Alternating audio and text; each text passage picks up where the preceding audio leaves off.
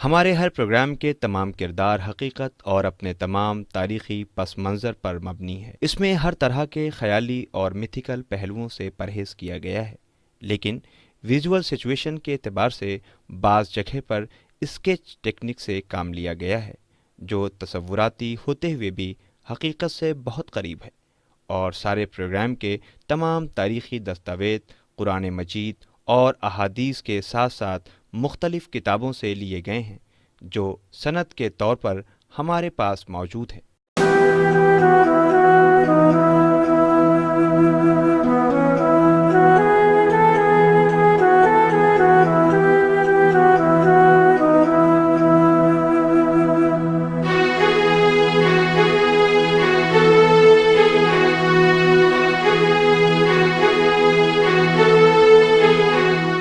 پیارے دیش واسیوں آداب، میں ہوں حسن آصف۔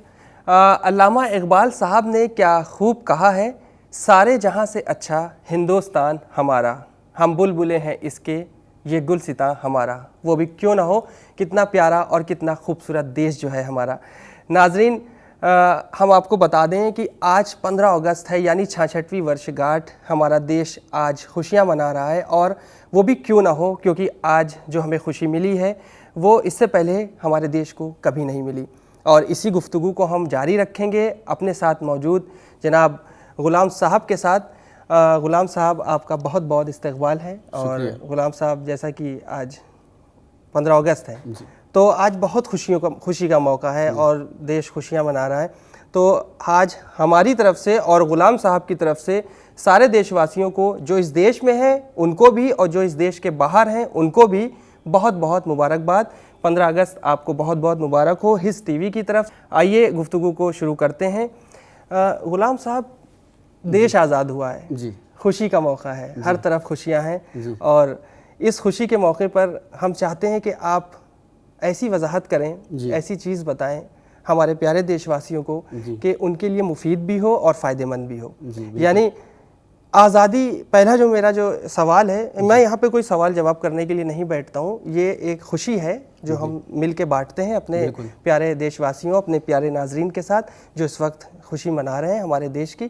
تو آزادی کیا ہے اور ہم کیسا محسوس کر رہے ہیں؟ آج دیش آزاد ہوا ہے تو ہمیں کیسا محسوس ہو رہا ہے؟ بالکل حسن آصف صاحب، پہلے تو میں سب سے پہلے وطن عزیز کے تمام لوگوں کو، اس وطن میں رہنے والے، چاہے وہ کسی بھی ملک میں ہوں، کسی بھی سرزمین پہ اس وقت، ان کو سب سے پہلے میں بہت بہت مبارکباد پیش کرتا ہوں۔ سلام قبول کریں غلام عباس کا۔ دیکھیے، آج یہ جو لمحہ ہے، یہ جو گھڑی ہے، بہت ہی ہمارے لیے خوشی کا موقع ہے، بہت خوشی کا موقع ہے، صحیح بات جی، کیونکہ یہ آزادی حاصل ہوئی ہے، اور ظاہر سی بات ہے کہ ہم کسی بھی ملک میں رہ رہے ہوں، جہاں بھی رہ رہے ہوں، سب سے پہلے جو اسلامی نظریہ ہے، اسلامی نقطہ نظر ہے، اس کو بیان کرنا ہے۔ ہم خوشی کیوں منا رہے ہیں؟ خوشی اس لیے منا رہے ہیں کہ ہمیں آزادی حاصل ہوئی ہے، اور آزادی جو ہے سب سے بڑی نعمت ہے۔ آزادی سب سے بڑی نعمت ہے، اور غلامی سب سے بڑی موت ہے۔ بالکل، بہت صحیح بات کہی، سب سے بڑی موت ہے سب سے بڑی موت، بہت بڑی بات کہی آپ نے۔ بالکل، دیکھیے، ہمارا جو خوشی منانے کا، اپنے اس وطن عزیز کو سلام کرنے کا مقصد ہے آج، وہ یہ ہے کہ حضرت محمد مصطفیٰ صلی اللہ علیہ وسلم نے یہ کہا کہ حب الوطن من الایمان، وطن کی محبت ایمان کی نشانی ہے۔ دیکھیے، ایمان کی نشانیوں میں بہت ساری چیزیں ہیں، جیسے کہ نماز، روزہ، تقوی، اور بہت ساری اچھائیاں ہیں، یہ نشانی ہے ایمان کی۔ تو انہی نشانیوں میں سے ایک نشانی ہے وطن کی محبت، یعنی کوئی بھی جو اسلام کا ماننے والا ہے، اس کے لیے ضروری ہے کہ وہ کسی بھی کنٹری میں رہ رہا ہے، کسی بھی ملک میں رہ رہا ہے دنیا کے، اسے اپنے وطن عزیز سے، اپنے ملک سے محبت کرنی چاہیے۔ بالکل بالکل صحیح بات۔ کبھی اسے اپنے ملک کا غدار نہیں ہونا چاہیے، ہمیشہ وفاداری دکھانی چاہیے۔ شرم ہے ان لوگوں پر جو اپنے دیش کے ساتھ غداری کریں۔ جی، وفادار بنیے، غدار نہ بنیے۔ بالکل، دیش کے ساتھ وفاداری آپ کے ایمان کی پہچان، ایمان کی پہچان، بالکل ایمان کی پہچان ہے، اور ہمارے لیے بہت ضروری ہے، چونکہ ہم جو ہے اللہ کا یہ بھیجا ہوا دین 1,24,000 انبیاء آئے، اور جو اسلام جو ہے مکمل جو ہوا ہے وہ حضرت محمد مصطفیٰ صلی اللہ علیہ وسلم پہ۔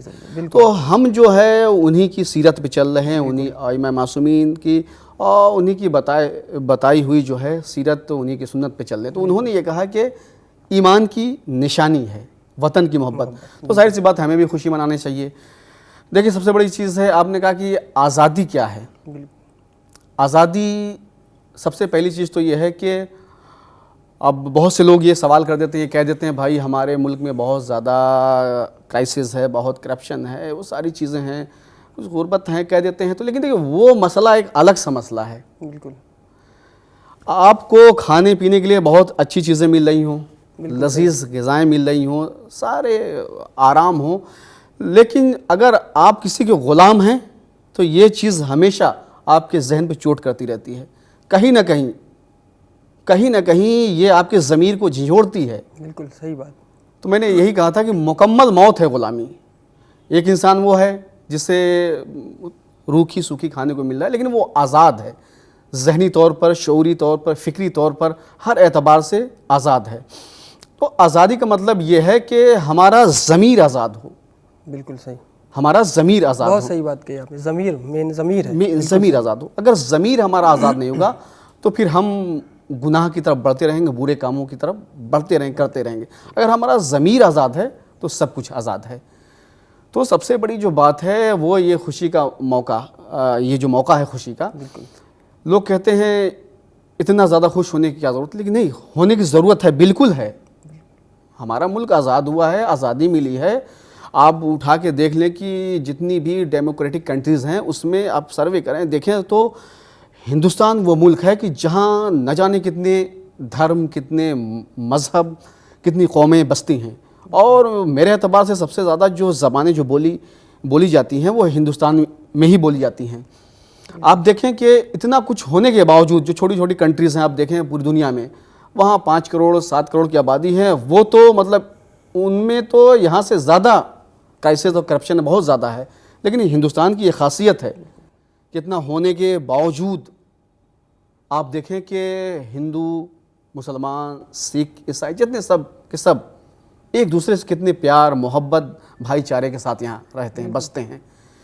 تو ہمیں ناز ہے، فخر ہے اپنے اس وطن عزیز پہ، ہندوستان پہ، اور ہمیں ناز بھی کرنا چاہیے کیونکہ ہم اس ملک ہندوستان میں رہ رہے ہیں۔ تو ہمارا فریضہ بھی یہی ہے کہ ہم اپنے ملک پہ جب آنچ آئے تو ہمیں آگے بڑھنا چاہیے اور خون کے ایک آخری قطرے کو بھی بہا دینا چاہیے، اور جہاں خوشی کا موقع ہو ہمیں ایک ساتھ مل کے خوشی منانا چاہیے، اپنے وطن کی خوشی ہو یا اپنی کوئی بھی خوشی ہو۔ یہاں پہ مذہب نہیں سکھاتا آپس میں بیر رکھنا، یعنی وہی والی بات ہے، ہم کسی فرقے کی بات نہ کریں، بالکل، کیا مسلمان کیا ہندو، ہم انسانیت کا پیغام دینے بیٹھے ہیں، انسانیت کی بات کریں۔ تو ضروری ہے کہ ہم انسان پہلے بنے، دھرم مذہب کوئی نہیں سکھا رہا ہے، کوئی مذہب یا کسی دھرم میں یہ نہیں بتایا گیا ہے کہ آپ کسی کا قتل کر دیں، کسی کی پاکٹ مار دیں، کسی کے ساتھ غلط کام کر دیں، جو آج معاشرے میں سامنے دیکھنے کو مل رہا ہے۔ بالکل، لیکن ایک انسانیت کا پیغام ہی ایسا پیغام ہے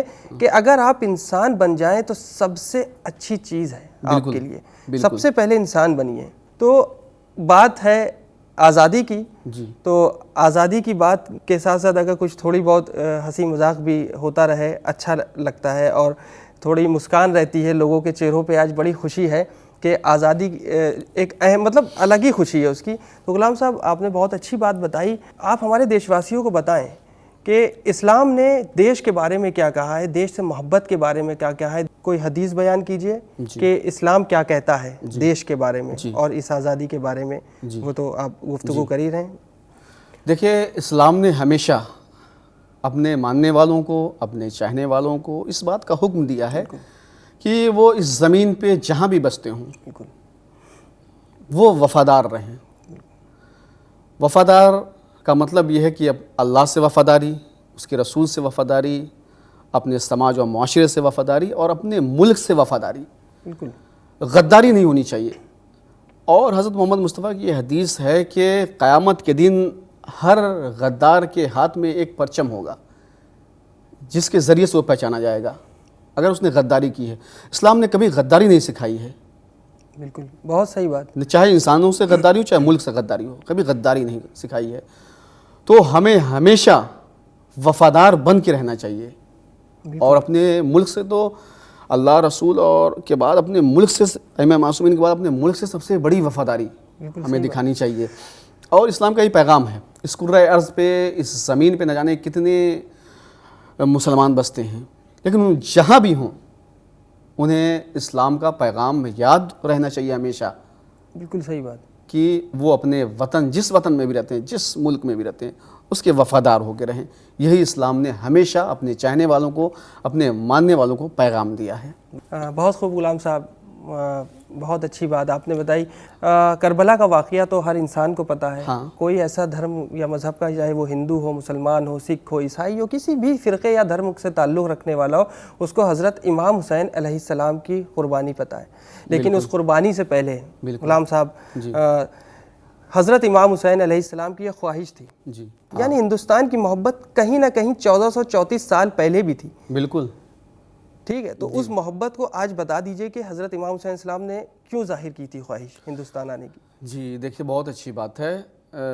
حضرت امام حسین علیہ السلام نے جو ہندوستان آنے کی تمنا کی تھی, اس کا سب سے بڑا ریزن, سب سے بڑی وجہ یہ ہے کہ میں نے ابھی عرض کیا کہ ہندوستان میں, پوری دنیا میں سب سے زیادہ جو ہے قومیں جو بستی ہیں وہ ہندوستان میں بستی ہیں, اور سب سے زیادہ جو زبانیں بولی جاتی ہیں وہ ہندوستان ہی میں بولی جاتی ہیں.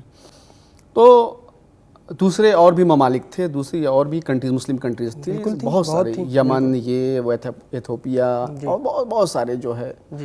لیکن حضرت امام حسین علیہ السلام نے کہیں جانے کے لیے نہیں کہا. کہا کہ اگر تم چاہتے ہو, تم مجھے قتل کرنا چاہتے ہو, تم مجھے دیکھ نہیں سکتے, تو تم اپنی سرحدوں سے مجھے آزاد کر دو, میں ہند چلا جاؤں گا, میں ہند چلا جاؤں گا. یہ کہنے کا مقصد صرف یہ تھا امام حسین علیہ السلام کا کہ ہندوستان جو اپنی یہاں کی سنسکرتی, یہاں کا کلچر, یہاں کا سماج, معاشرہ, وہ جو ہے جہاں ایک, میں اس طرح کہہ سکتا ہوں, رشی منیوں کا دیش یہ ہندوستان, جہاں ایک چینٹی کو بھی مارنا پاپ سمجھا جاتا ہے. دیکھیے حضرت امام حسین علیہ السلام نے جو یہ کہا کہ مجھے ہندوستان جانے دو, تو یہاں اس کا ریزن یہ تھا کہ ہندوستان کے لوگ ایسے تھے, اتنی تہذیبیں تھیں یہاں کلچر اتنے تھے, سب بالکل ایک جیسے.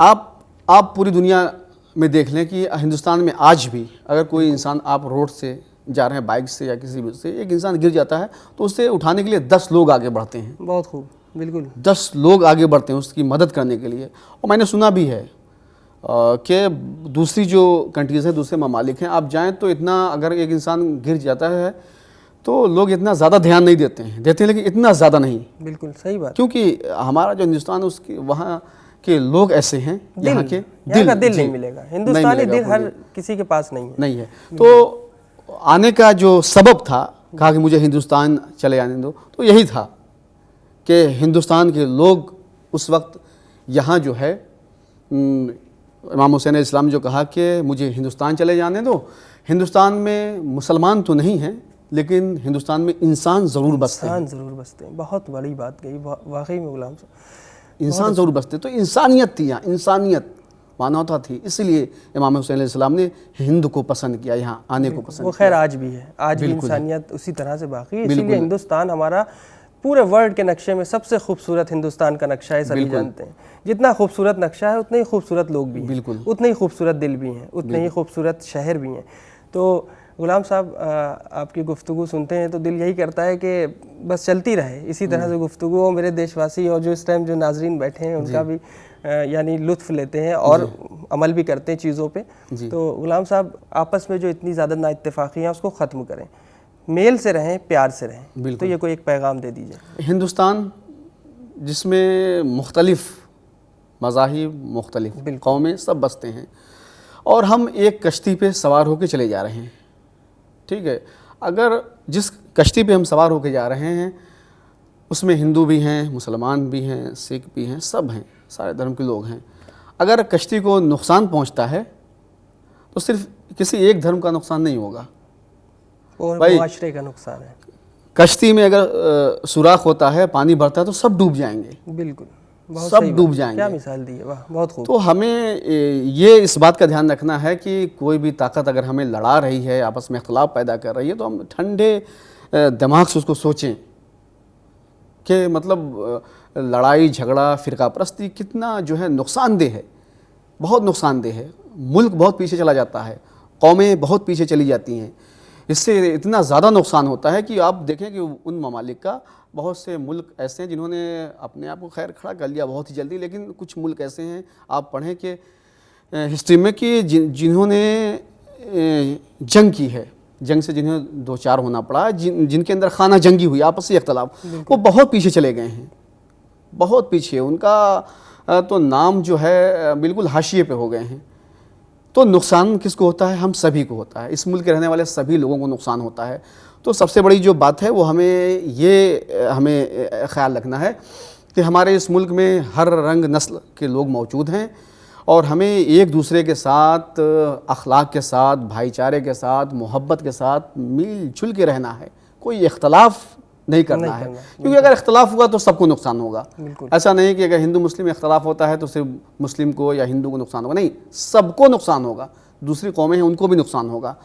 اور جو ہے یہ اختلاف جو ہے، لڑائی جھگڑا یہ ہے، وہ انسان کو ہر طریقے سے نقصان پہنچاتا ہے. آپ کی جو ہے آپ کا جو بزنس ہے، آپ کی جو تعلیم ہے، اور جو ساری چیز سب پیچھے چلی جاتی ہیں. بہت نقصان ہوتا ہے اس سے. تو میں اپنے تمام جو ہے ملک واسیوں سے، وطن عزیز کے تمام لوگوں سے بس یہی گزارش کروں گا کہ ہمیں بہت ہی مل جل کے رہنا ہے، اور تمام ہندوستانیوں کو ایک ساتھ یہ بات جو ہے پوری دنیا پہ عیاں کر دینی ہے، ظاہر کر دینی ہے کہ ہم سب ایک ہیں، سب کے سب ہندوستانی ہیں. غلام صاحب چلتے چلتے ایک آخری سوال ہے چھوٹا سا. جی. جیسے کہ غلامی پہ ہم نے بات کی تھی کہ غلامی ہے، جی. آج سب سے بڑی چیز ہے کہ دیش آزاد ہے، اس کے بعد بھی ہم غلام ہیں. جی. ٹھیک ہے، وہ چاہے گھر کی غلامی ہو، باہر کی غلامی ہو، آفس کی غلامی ہو، ٹھیک ہے نا، آپ غلام نہیں ہیں. جی. آپ کے اندر جیسے آج معاشرے میں یہ ہے کہ یعنی گھر کے اندر بھی ٹیلنٹ بولتا ہے، بالکل ٹھیک ہے، باہر بھی ٹیلنٹ بولتا ہے. آپ آفس میں آپ کا بھی ٹیلنٹ کا کام آپ کرتے ہیں، کام کے ذریعے آپ آگے بڑھتے ہیں، بالکل ٹھیک ہے، معاشرہ اچھا بناتے ہیں. آپ کام اچھا کریں گے تو یعنی آپ کا معاشرے میں نام ہوتا ہے. بالکل. یہ آپ لوگوں کے لیے، سبھی کے لیے پیغام ہے کہ آپ سچ بولیں. ہاں.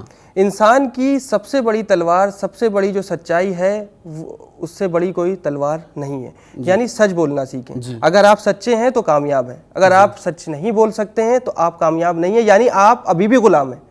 جی. تو آپ اس غلامی کی گرفت سے باہر آئیں. تو اس کے لیے بتائیں کہ آخر جو غلامی ہے، کہ چاہے وہ گھر کی ہو، آفس کی ہو، کسی، تو اس غلامی کے تحت بھی ان کے کیا شرائط ہیں، کیا ان کو بتایا گیا ہے. یعنی اسلام جب پوری آزادی دے رہا ہے آپ کو، اسلام میں پوری آزادی ہے آپ کو. اسلام کے آپ کسی بھی مذہب میں اٹھا لے، کوئی مذہب یہ نہیں کہتا ہے کہ ہمارے مذہب میں یہ بتایا گیا کہ آپ فلاں یہ غلام ہے، یا غلامی کی کہیں بات نہیں ہے. تو آپ یہ بتائیں کہ اس سے کیسے نجات پائی جا سکتی ہے، مطلب اس کو ہم کس طرح سے ہم کامیاب ہو سکتے ہیں. دیکھیے، غلامی سے جو نجات پانے کا سب سے بڑا طریقہ ہے وہ یہ ہے کہ میں نے پہلے ہی کہہ دیا کہ انسان کا ضمیر، فکر، شعور، اس کی سوچ، یہ سب آزاد ہونا چاہیے. یہ آزاد ہے تو پھر سب آزاد ہے. اور انسان کے اندر جب اچھائی ہوتی ہے، اچھائیوں کی طرف بڑھتا ہے، تو پھر وہ کسی کا غلام نہیں ہوتا ہے. انسان اپنے مقصد کی طرف بڑھتا ہے، مقصد کی طرف بڑھتا ہے، محنت کرتا ہے، کوشش کرتا ہے، تو وہ غلام نہیں ہوتا ہے. وہی مولا کائنات کا دیکھیے ایک قول تھا. اب ظاہر سی بات ہے کہ جو یہاں بات آ گئی تو میں اسے عرض کر دیتا ہوں کہ محنت مزدوری کر کے کھاؤ تاکہ حاکمانہ خون پیدا ہو، دوسروں کے سامنے ہاتھ نہ پھیلاؤ، کہیں غلامانہ ذہنیت نہ بن جائے. بہت خوب.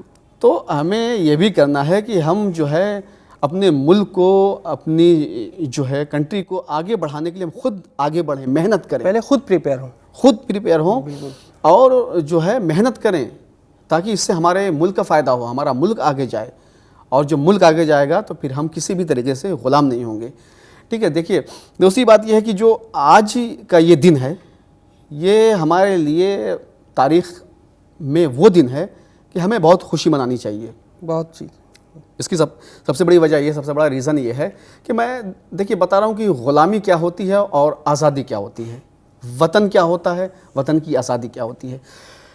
میں بس ایک بات آپ سے بتا دینا چاہتا ہوں اس آزادی پہ، وطن پہ، کہ وطن کی محبت کیا ہوتی ہے.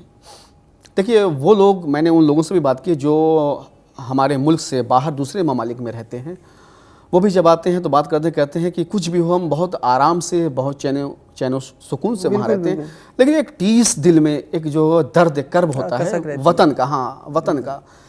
اور آپ دیکھیں جوش ملی آبادی نے جو ہے آخری وقت جو شعر ان کے آپ پڑھیے تو اپنے بیٹے سے انہوں نے یہ کہا کہ اے میرے بیٹے، جب یہ میرا ملک ہندوستان آزاد ہو جائے تو تم میری قبر پہ ایک پھول لے کے آ جانا اور چڑھا دینا، میری قبر پہ رکھ دیں.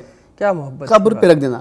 جب وہ یہاں سے مائگریٹ کر کے پاکستان چلے گئے ہیں جوش ملی آبادی، تو انہوں نے یہ کہا تھا بیٹے سے کہ جب میرا ملک ہندوستان آزاد ہو جائے تم ضرور میری قبر پہ آنا اور مجھے بتا دینا کہ میرا ملک آزاد ہو چکا ہے. یہ اہمیت ہے ہندوستان. یہ وہ چلے گئے وہاں، اپنی کچھ مجبوریاں تھیں ان کی، چلے گئے، لیکن ان کے دل میں وطن کی محبت ہمیشہ رہی.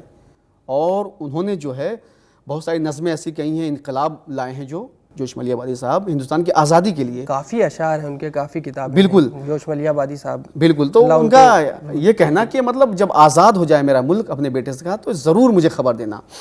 دوسری بات ہے آزادی کیا ہوتی. دیکھیے ایک بادشاہ تھا تو اس نے کیا کیا، ایک طوطا، کسی نے اسے ایک طوطا دیا لا کے، بہت خوش ہوا، پنجرے میں بند ہے طوطا، لا کے کسی نے دے دیا. اب ظاہر سی بات ہے کہ جب لا کے دیا تو وہ طوطا ابھی تک آزاد تھا، اب قید ہو گیا. یہ پرندہ ہے، آزاد ہے، قید ہو گیا، بادشاہ کو اسے دے دیا.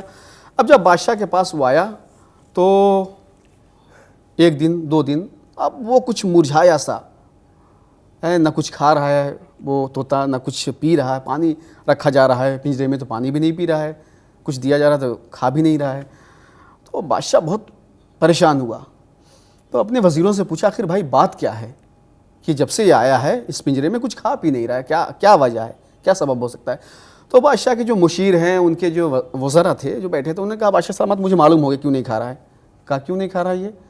کہا وہ اس لیے نہیں کھا رہا ہے کہ یہ جو پیالی، جو کٹوری ہے جس میں اس کو کھانا دیا جا رہا ہے وہ اچھی نہیں ہے، اچھی نہیں ہے، اس لیے نہیں کھا رہا ہے طوطا. کہا اچھا، تو ایسا کہ اسے بدل دو. کہا اس پیالی کو بدل دو. کہا بادشاہ پھر کیا کریں؟ کہا کہ چاندی کی کٹوری، چاندی کی پیالی لاؤ اور اس میں اس کو دو، تب یہ کھائے گا، تب خوش ہو جائے گا کہ یہ چاندی کی پیالی ہے. تو جیسے یہ کہا اس نے فوراً لایا گیا ایک چاندی، اس پیالی کو ہٹایا گیا پنجرے سے اور ایک چاندی کی پیالی، ایک کٹوری لا کے پنجرے میں رکھ دیا گیا اور اس میں جو کھانے کی چیزیں تھیں طوطے کے وہ لا کے ڈال دی گئی. اب لوگ بہت خوش ہوئے کہ بھائی اب یہ پرندہ طوطا اب یہ کھانے لگے گا. لیکن لوگوں نے کیا دیکھا کہ اس پیالی کو بدلنے کے باوجود وہ پھر بھی کچھ نہیں کھا رہا ہے. تو بادشاہ نے پھر بلایا مشیروں کا، بھائی تم لوگ یہ کہہ رہے تھے کہ یہ اس پیالی کو بدل دیا جائے، اچھی نہیں ہے تو یہ کھا لے گا، پھر کیوں نہیں کھا رہا ہے؟ کہا بادشاہ سلامت مجھے ایسا لگتا ہے کہ یہ پیالی چاندی کی جو ہے یہ اچھی نہیں لگ رہی ہے. کہا پھر کیا کیا جائے؟ کہا کہ سونے کی لا کے رکھ دیا جائے. کہا سونے کی؟ کہاں؟ کہا جب سونے کا کیوں؟ کہا کہ جب سونے کی پیالی آ جائے گی تو یہ خوش ہو کے پھر کھانے لگے گا. طوطے کا دماغ خراب ہو گیا. ہاں طوطے کو اچھا نہیں لگ رہا ہے. کہا اچھا ٹھیک ہے. طوطے کو پھر اس پیالی کو، چاندی کی جو پیالی تھی اسے بدل دیا گیا، لا کے سونے کی پیالی رکھی گئی. اب رکھی گئی اور اس میں جو ہے پھر کھانے کے لیے اس طوطے کو کچھ ڈالا گیا، لیکن پھر بھی نہیں کھا رہا ہے. اب پھر لوگ پریشان، بادشاہ بھی پریشان کہ آخر یہ کھا کیوں نہیں رہا ہے، کیا وجہ ہے. تو کسی نے ان کے وزراء میں سے، مشیروں میں سے کہا بادشاہ سلامت مجھے معلوم ہو گیا سبب، یہ طوطا کیوں نہیں کھا رہا، مرجھایا سا کیوں ہے. کہا بتاؤ کیا سبب ہے. کہا اس کا سبب یہ ہے کہ جو پنجرا ہے وہ اچھا نہیں ہے، اس پنجرے کو بدل دیا جائے. کہا بدل کے کون سا پنجرا، کس پنجرے میں اسے رکھا جائے؟ کہا بادشاہ سلامت اگر آپ سونے کی پنجرے میں اسے رکھ دیں تو پھر یہ خوش ہو جائے گا، پھر یہ کھانے پینے لگے گا. بادشاہ نے کہا ٹھیک ہے بالکل کوئی بات نہیں. سونے کا پنجرا بنوایا گیا، منگایا گیا. اب دیکھیے سونے کی پیالی، سونے کا پنجرا رکھا گیا. بادشاہ اور اس کے جو وزراء تھے وہ سوچ رہے تھے اب یہ طوطا جو ہے اب خوش ہو کے کھائے گا، کیونکہ بھائی ظاہر سی بات ہے سونے کی پیالی، سونے کی. بہت اچھی بات. لیکن اس کا نتیجہ کیا ہوا کہ وہ طوطا جو ہے اور زیادہ بیمار ہوتا چلا گیا، اور زیادہ. اور وہ وقت آیا کہ جب وہ مرنے کے قریب پہنچ جاتا ہے، وہ پرندہ، وہ طوطا مرنے کے قریب پہنچ جاتا ہے، کچھ نہیں کھاتا ہے. اب سونے چاندی کو استعمال کر کے دیکھ لیا گیا کچھ نہیں کھاتا ہے. آخر میں بادشاہ نے کیا دیکھا کہ وہ اب مرنے کے قریب ہے وہ طوطا. تو وزیروں کو بلایا، کہا بھائی ہم نے سب کچھ کر کے دیکھ لیا لیکن یہ کچھ کھا نہیں رہا، کیا کیا جائے. کہا بادشاہ سلامت ہماری سمجھ میں خود یہ نہیں آ رہا ہے کہ یہ کیوں نہیں کھا رہا ہے, کیا وجہ ہے جب کہ اتنا انتظام کر دیا گیا. بادشاہ نے کہا ٹھیک ہے کچھ دیر اور دیکھتے ہیں اسے. پھر کچھ دیر اور دیکھا گیا, لا کے اس میں جو کھانے کی چیزیں تھیں ڈالی گئی پنجرے میں, لیکن پھر اب حالت یہ ہو گئی کہ وہ طوطا مرنے کے قریب آ گیا. تو بادشاہ کو بڑا رحم آیا. بادشاہ نے کہا بھائی ایسا ہے اب یہ مر جائے گا, اب اس کے ساتھ یہی کرو کہ لے جاؤ اسے آزاد کر دو, اسے چھوڑ دو, اسے چھوڑ دو, آزاد کر دو. تو وزیروں نے کہا ٹھیک ہے, لیا اس پنجرے کو, لے کے گئے باہر.